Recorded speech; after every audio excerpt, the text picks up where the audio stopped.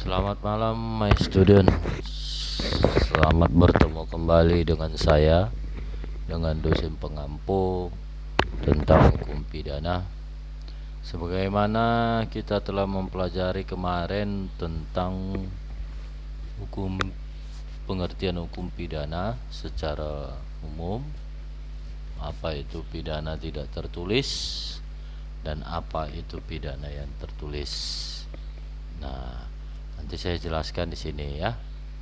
Baik, my student, sebelum kita lebih jauh membahas tentang pidana, saya akan membahas sebuah cerita. Ini mungkin akan sedikit membosankan. Kita bicara tentang bagaimana sejarah hukum pidana di Indonesia, supaya my student mengetahui apa yang membedakan hukum yang tertulis dan tidak tertulis ya. Jadi my student biar paham gitu loh, sejarah hukum pidana di Indonesia.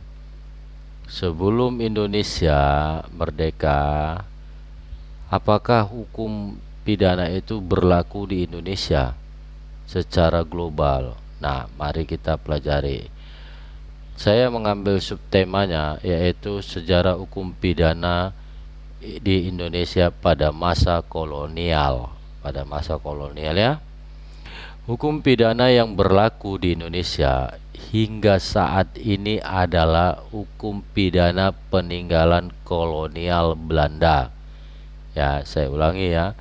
Hukum pidana yang berlaku di Indonesia hingga saat ini adalah hukum pidana yang peninggalan Belanda, kolonial Belanda, dengan karakternya yang tertulis atau bahasa kerennya dikatakan written law ya, written law ya, supaya my student paham. Saya ulangi lagi, hukum pidana yang berlaku di Indonesia hingga saat ini adalah hukum pidana peninggalan kolonial Belanda dengan tipe atau karakternya dalam hukum pidana mereka kolonial Belanda itu adalah sifatnya tertulis atau written law ya. Di sisi lain ya, di sisi lain dikatakan ya, kondisi dan bentuk hukum di Indonesia pada waktu itu adalah hukum pidana adat ya. Di sisi lain, kondisi dan bentuk hukum yang ada di Indonesia pada waktu itu adalah berlakunya hukum pidana adat ya, yang sebagian besar itu tidak tertulis. Yang sebagian besar itu tidak tertulis, yang beraneka ragam dan berlaku di masing-masing kerajaan yang ada di Indonesia. Paham ya? Saya ulangi lagi ya. Hukum pidana yang berlaku di Indonesia hingga saat ini adalah hukum pidana peninggalan kolonial Belanda dengan karakter dan tipenya ataupun sifatnya adalah sifat tertulis atau bahasa kerennya dikatakan written law ya, written law ya.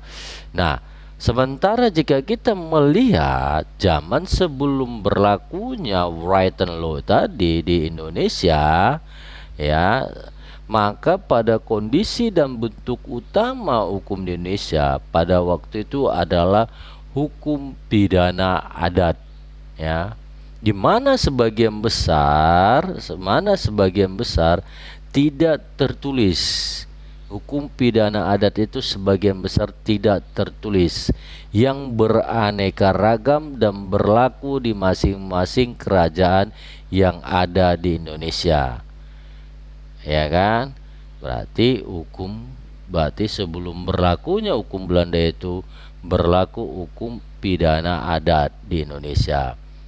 Atau bisa setelah berlakunya hukum pidana di Indonesia tetap ada hukum pidana adat yang tidak tertulis ya, atau living of law ya, kebiasaan sehari-hari menjadi suatu hukum pidana adat ya. Nah, di sini Belanda memperkenalkan dan memberlakukan hukum pidana tertulis dalam bentuk kodifikasi. Ya, Belanda memperkenalkan dan memberlakukan hukum pidana tertulis mereka di Indonesia dalam bentuk kodifikasi. Kodifikasi dalam arti sebenarnya yaitu pembukuan segala peraturan hukum pidana.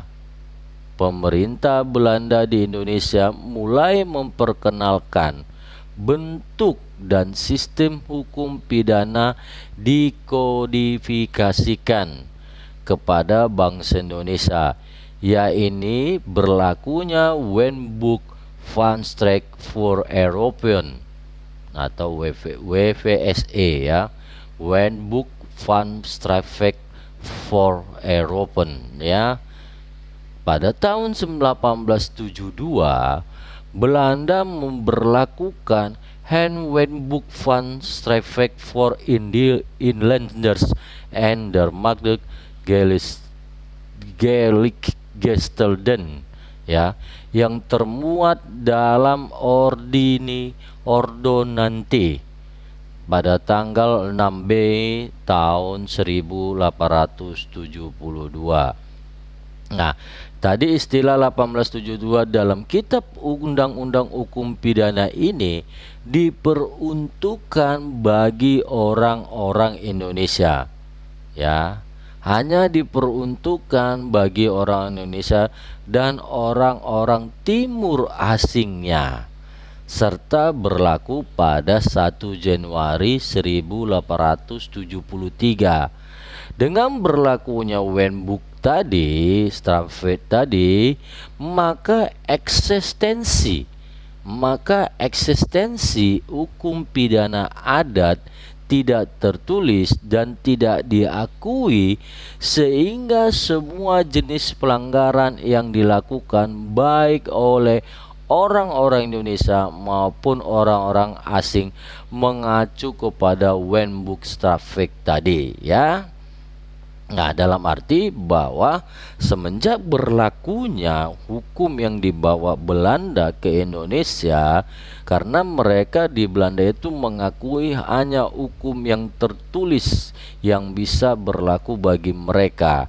Nah, sementara di Indonesia pada saat itu berlakunya hukum adat. Hukum adat itu hukum yang tidak tertulis ya, hukum yang tidak tertulis di dalam suatu buku yang menjadi bagian hanya suatu peraturan. Nah, tapi diakui oleh warga negara Indonesia. Nah, pada saat itu yang mengatur ketertiban di Indonesia adalah berlakunya hukum pidana adat. Nah, tapi tidak tertulis, tapi menjadi kebiasaan, living of law, kebiasaan pada saat peraturan pidana adat itu diberlakukan di Indonesia. Ya, sementara begitu datang Belanda ke Indonesia, menjajah Indonesia, maka berlakulah hukum tertulis mereka. Nah, dengan berlakunya hukum tertulis mereka secara tidak langsung sudah mengikat masyarakat Indonesia maupun masyarakat orang-orang timur. Maksudnya dalam arti masyarakat Belanda, warga negara Belanda datang ke Indonesia, jika melakukan pidana maka akan berlakunya hukum pidana Belanda. Karena pada saat itu banyaknya warga negara asing Belanda maupun sekutu Indonesia datang ke Indonesia, nah melakukan suatu pelanggaran itu yang bersifat sangat merugikan orang lain maupun secara ketatanegaraan Belanda pada saat itu, maka ditetapkanlah bahwa yang berlaku di Indonesia adalah hukum pidana Belanda, Wetboek Strafrecht tadi ya. Pada tahun 1872 diberlakukan Belanda agar lebih menciptakan ketertiban di tengah-tengah masyarakat. Nah, selanjutnya saya ambil subjudulnya lagi. Sejarah hukum pidana pasca kemerdekaan ya. Setelah Indonesia menjadi negara yang merdeka dan berdaulat ya, masih tetap berlakunya berdasarkan pasal 2 aturan peralihan dari Undang-Undang Dasar 1945 ya. Nah, ini sejarah hukum pidana Indonesia pasca merdeka ya, sejarah hukum pidana di Indonesia pasca merdeka ya. Setelah Indonesia menjadi negara yang merdeka dan berdaulat ya, Wernbuk Fast Track tadi masih tetap berlaku. Wernbuk Fast Track tadi masih tetap berlaku berdasarkan pasal 2 aturan peralihan dari Undang-Undang Dasar 1945 sebelum amandemen. Ingat, nanti kalian baca pula setelah amandemen, sebelum amandemen, jauh amandemen Undang-Undang Dasar 45 itu kan di amandemen berapa kali? Nah, kalian mahasiswa, student harus tahu 4 kali. Nah, sebelum Undang-Undang Dasar 1945 di amandemen masih tetap menyatakan di pasal 2 aturan peralihan Undang-Undang Dasar yang menentukan ya, yang menentukan bahwa segala badan negara dan peraturan yang masih ada yang ada dan masih berlangsung selama belum diadakan yang baru menurut Undang-Undang Dasar ini. Saya ulang ya. Setelah Indonesia merdeka menjadi negara yang berdaulat, Wernbuk Fast Track tadi tetap masih berlaku berdasarkan pasal 2 aturan peralihan Undang-Undang Dasar 1945 sebelum amandemen yang menentukan bahwa segala badan negara dan peraturan yang ada masih berlangsung selama belum diadakan yang baru menurut Undang-Undang Dasar ini. Dengan adanya aturan peralihan ini, maka Presiden pada tanggal 10 Oktober 1945 mengeluarkan peraturan nomor 2 yang isinya antara lain: 1. Untuk ketertiban masyarakat berdasarkan atas aturan peralihan Undang-Undang Dasar Negara Republik Indonesia pasal 2 yang berhubungan dengan pasal 4, maka Presiden menetapkan sebagai berikut ya. Segala badan negara dan peraturan yang ada sampai pada tanggal 17 Agustus 1945 selama belum diadakan yang baru menurut Undang-Undang Dasar yang masih berlaku, asal saja tidak bertentangan dengan Undang-Undang Dasar tersebut ya. Dengan demikian, maka eksistensi Wernbuk Fast Track tadi masih tetap berlaku dengan diperkuatnya lahirnya Undang-Undang Nomor 1 tahun 1945 tentang peraturan hukum pidana secara eksplisit dimaksudkan untuk memberlakukan Wernbuk Strafrecht tadi ya. Dalam arti bahwa Wernbuk Strafrecht tadi diperkuat lagi dengan adanya Undang-Undang Nomor 1 1946. Dalam arti walaupun Belanda memberikan peraturannya Indonesia dengan merdekanya Indonesia pada saat itu pasca kemerdekaan demi untuk menjaga ketertiban umum, maka pemerintah mengeluarkan undang-undang undang-undang itu nomor 1 tahun 1945 untuk tetap memberlakukan Wenbuk-Starvek tadi ya.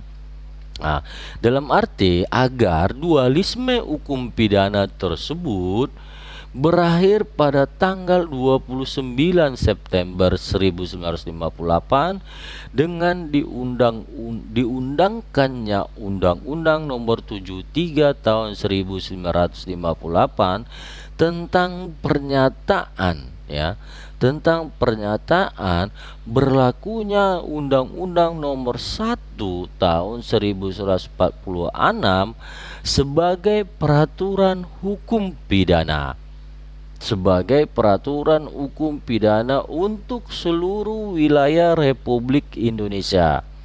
Dan undang-undang tersebut sekaligus merubah kita undang-undang hukum pidana kita, maksudnya sekaligus merubah undang-undang hukum pidana kita.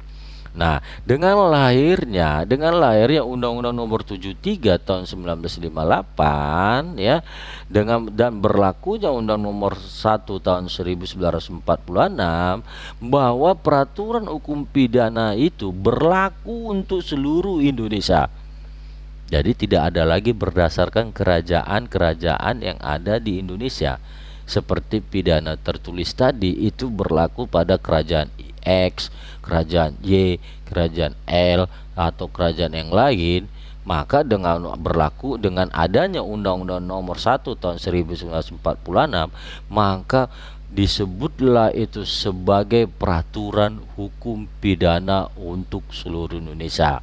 Jadi guna menjaga ketertiban, kenyamanan yang ada di tengah masyarakat. Jadi my student sudah paham ya bahwa hukum pidana tidak tertulis itu adalah hukum pidana adat yang pada saat itu berlaku di Indonesia berdasarkan bentuk-bentuk kerajaan yang ada di Indonesia.